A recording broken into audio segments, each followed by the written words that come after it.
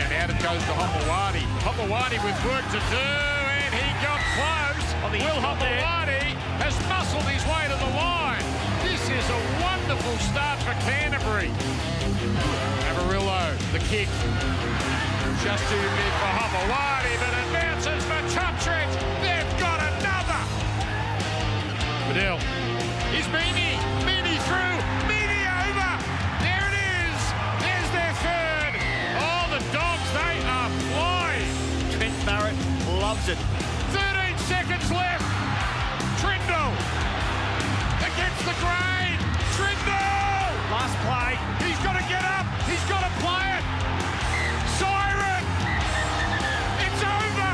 And Canterbury finally have their first win. Yeah, what a moment it was for the Bulldogs and their head coach, Trent Barrett. The team had its first win, 18 points to 12 over the Cronulla Sharks. And Trent joins us now at the 360 desk. So, listen, the final whistle sounds. The Bulldogs have their first win. What happens to you emotionally? I don't know. Look, a lot of relief, I suppose. I was relieved. You know, it's been a long 6 weeks for the players and the club as a whole. You sort of, it can be a pretty lonely place when you lose a lot of games in a row. So I knew how hard they'd worked. It was the longest 80 minutes of my life, but you know, and it got pretty close at the end. So a lot of relief, and I was just really happy for the players and the club in general. Looked like a lot of emotional overload. This is my favourite moment, right? You slumped on that group of players. Like you'd finally realise, okay, that one's in the bag, and you walked over, and it was just like, I don't know, like your shoulders just relaxed. Yeah, look, it's hard to describe, I suppose. A lot of the other coaches would know, but we go through a hell of a lot together, you know, the players and the staff. You know, the staff work extremely hard, and we've been searching for that win for 6 weeks now. And we were in games, you know, we played okay in patches, but hadn't been able to put one away. And it was a really good win. I thought our first half was particularly good. We let ourselves down and put some pressure on ourselves in the second half. We're still searching for 80 minutes, but we're good enough to hang on in the end. And credit to their desperation and their defence. It meant a lot to them. And that must have been fun. Yeah, it was good. You just get so much joy out of watching them win. You know, that's why we coach, and that's why you keep going back. You're not ready to go again, are you? Hey, no. What was it like, Trent, when you're going through and you have those, you nearly got there, and the setbacks, and just trying to find that win, and there's no doubt every week you're doing all you can, and you're just not quite getting there. Like, how are you emotionally handling all that and digesting all that? Are you getting through it, or do you feel at times like, geez, the walls are starting to close in a little bit here? No, I feel I've been pretty good, you know, and probably 3 years ago or 2 years ago I mightn't have handled it as well as I've been able to handle it. I think the biggest thing for me is to put things into perspective and look at the players and look at them and get through our review and say, well, what did we do well? You know, and we are doing things well in games, and what we can maintain, but also what we can improve. And that's my job as a coach, you know. So the minute it becomes about me, I'm in trouble, you know. So I can't be outcome focused. It's all about process and making sure my job is there to point out to the players, well, we did this really well, we did this, we can do this better. We've got a young team there. We're lacking a little bit of cohesion at times because we haven't been able to put the same team on the park together either. So it's there's a real balancing act between pointing out where they're going wrong, but also whilst you're still not winning, but building belief in the team. So ultimately you can get to a position where we won on the weekend. So that's the balance. That's, you know, it's taken me a while to learn that, I suppose. And my last stint probably wasn't equipped to be able to handle something like this. I probably wouldn't have handled 6 losses in a row in the first stint there at Manly. So we've come out the other side of it. I've been really lucky to have a really supportive board and a CEO and really good staff. So that's been a positive for me. But Which sounds strange to people, Baz, I have to admit. So when you were making the decision last year to leave the Panthers and how good everything was going there, to jump into the fight at the Bulldogs, because from the outside looking in, so much political unrest, instability right through the joint. What gave you confidence that coming here 6 weeks in, having had 6 losses, that you had a strong board that was capable and a club that was going to back you? I think the mindset that it's out of my control, Benny, to be honest. What I can control is what I do every day and how I prepare the players. I can't control what goes on there. I guess other coaches are.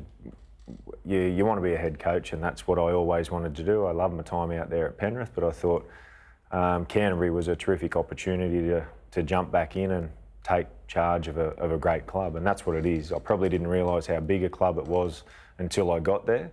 But in saying that, I saw how much it meant to the board, the fans, the players, our backroom staff. Some of them have been there for 20 or 30 years, and it means a hell of a lot to them. It's a great club, it really is. And I don't know, I just enjoy doing it. And when you get wins like that and you can see how much it means to people, that's what keeps bringing you back. So what are the building blocks then to getting the club back to where you hope to take it? So you've obviously got to have long-term plans, and then you've got to have day-to-day plans about improvement each day. Yep. Have you gone through that? Have you got sort of clear indicators of what your progress is going to be? Yeah, we do. We've got a really clear strategic plan, I suppose, on how we want to rebuild the club, you know, and being well documented. We've got a lot of players off contract, but and everyone's probably got an opinion on who you should buy and who you shouldn't buy. But I think we've been really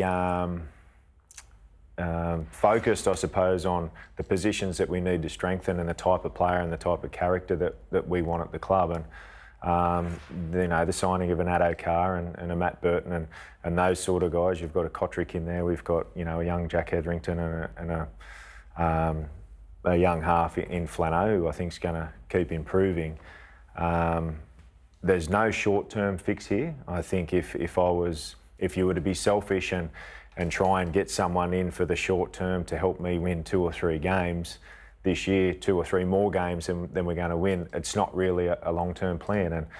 And we need to take a little bit of pain now, but we have, you know, a very clear goal of where we want to be in 18 months' time. And I think, you know, that's important that you've got a supportive board and a supportive CEO that understand that. We involve them in every recruitment decision we make, and we point out why we're signing them and what the plan is. As long as we can keep involving everyone in that, and there's a whole of club approach, well, I think we'll be okay.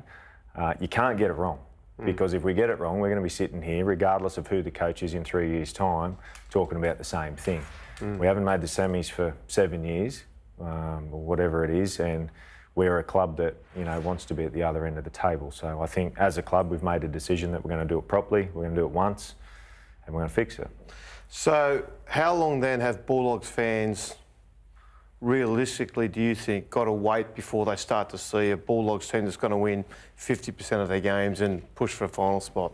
Yeah, well, look, I'm hoping on the back of, you know, what we did on the weekend that we can gradually keep improving this year, and that's the aim for us. You know, we don't look, and I haven't on purpose looked further than a week in front. I don't think that's not possible with the group we've got at the moment. We're a young team. We've got a lot of players coming from other clubs, and we're still trying to find that cohesion, I suppose, with our team. But that's a bit of a cliche, but it's all about process for us now and not outcomes. And if we can be really pointed in who we sign and improve again next year, be really pointed in who we sign again the following year, well, we're going to get better.